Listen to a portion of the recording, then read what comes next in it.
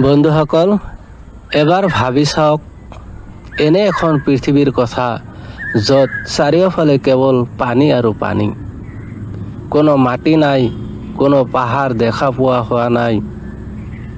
সমগ্ৰ মানৱ সভ্যতা ধ্বংস হৈ গৈছে কেৱল এটা ডাঙৰ বানপানী। এয়া কোনো কাল্পনিক চিনেমাৰ কাহিনী নহয়, বৰঞ্চ মানৱ ইতিহাসৰ আটাইতকৈ ডাঙৰ সঁচা ঘটনা, মহাপ্লাৱন বা দ্য গ্ৰেট ফ্লাড। আৰু এই ধুমুহাৰ মাজত মানৱ জাতিক ৰক্ষা কৰিছিল এজন মহৎ ব্যক্তিয়ে, তেওঁ আছিল হজৰত নূহ আলাইহিছ ছালাম। আজিৰ এই ভিডিঅ'ত আমি জানিম কেনেকৈ 950 বছৰ ধৰি কৰা ধৈৰ্যৰ অন্তত পৃথিৱীলৈ নামি আহিছিল এক ভয়ংকৰ ঐশ্বৰিক শাস্তি। আহক ইতিহাসৰ সেই শিহৰণকাৰী অধ্যায়লৈ ঘূৰি যাওঁ। হজৰত আদম আলাইহিছ ছালাম পৃথিৱীলৈ অহাৰ বহু বছৰ পিছৰ কথা। মানুহে লাহে লাহে আল্লাহৰ পথ পাহৰি যাবলৈ ধৰিলে। ইতিহাসবিদসকলৰ মতে নূহ আলাইহিছ ছালামৰ পূৰ্বে সমাজত 5জন অতি সৎ আৰু ধাৰ্মিক ব্যক্তি আছিল। তেওঁলোকৰ মৃত্যুৰ পিছত শয়তানে মানুহৰ মনত কুবুদ্ধি দিলে যে এই সৎ লোকসকলক মনত ৰাখিবলৈ তেওঁলোকৰ মূৰ্তি সাজিব লাগে।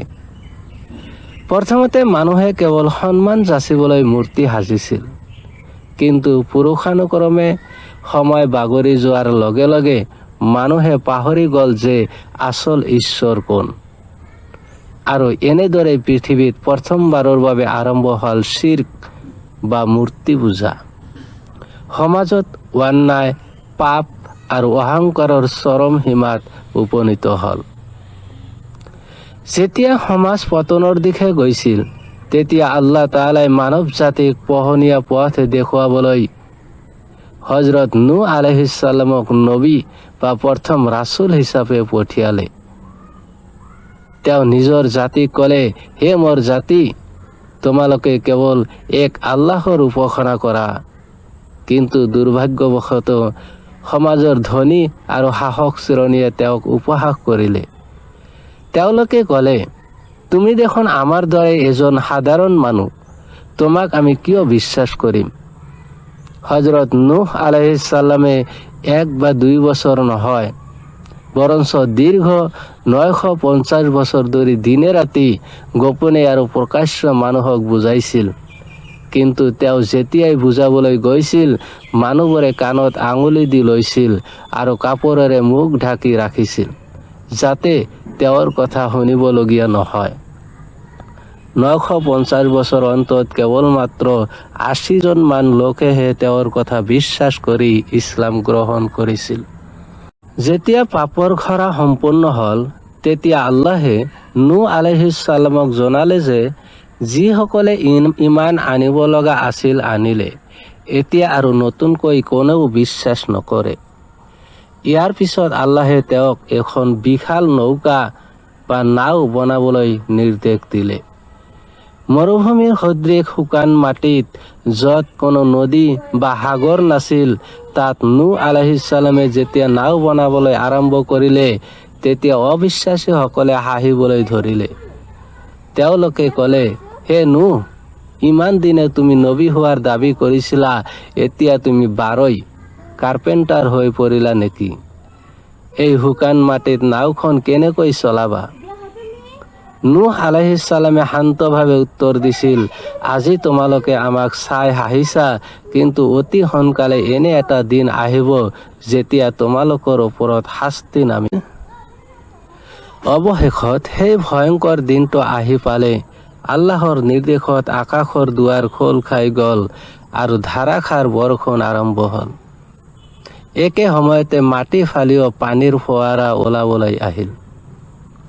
নূহ আলাইহিছ ছালামক আল্লাহে নিৰ্দেশ দিলে যে সকলো জীৱ জন্তুৰ একোটাকৈ যোৰা, মতা আৰু মাইকী নাৱত তুলি ল'ব লাগে, যাতে ধ্বংসৰ পিছত আকৌ জীৱ সৃষ্টি হ'ব পাৰে। বিশ্বাসী লোকসকল নাৱত উঠিল। পানী লাহে লাহে বাঢ়ি পাহাৰৰ সমান ওখ হ'ল। এই প্লাৱনৰ মাজতে নূহ আলাইহিছ ছালামে তেওঁৰ এজন পুত্ৰ কানানক পানীত ককবকাই থকা দেখি চিঞৰি ক'লে, হে মোৰ পুত্ৰ, আমাৰ নাৱত উঠি আহা, অবিশ্বাসীসকলৰ লগ নধৰিবা। কিন্তু অহংকাৰী পুত্ৰই ক'লে, মই কোনো ওখ পাহাৰলৈ গুচি যাম, পানীয়ে মোক একো কৰিব নোৱাৰে।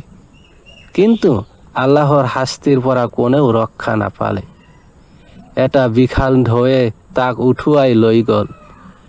নূহ আলাইহিছ ছালামৰ পত্নীও অবিশ্বাসী আছিল। তেওঁ এই প্লাৱনত ডুব গৈ মৰিল। সমগ্ৰ পৃথিৱীৰ অবিশ্বাসীসকলৰ চিৰদিনৰ বাবে ধ্বংস হৈ গ'ল। কোৰআনৰ বৰ্ণনা অনুসৰি কেইবাদিনো ধৰি চলা এই মহাপ্লাৱনৰ পিছত বতৰ শান্ত হ'ল।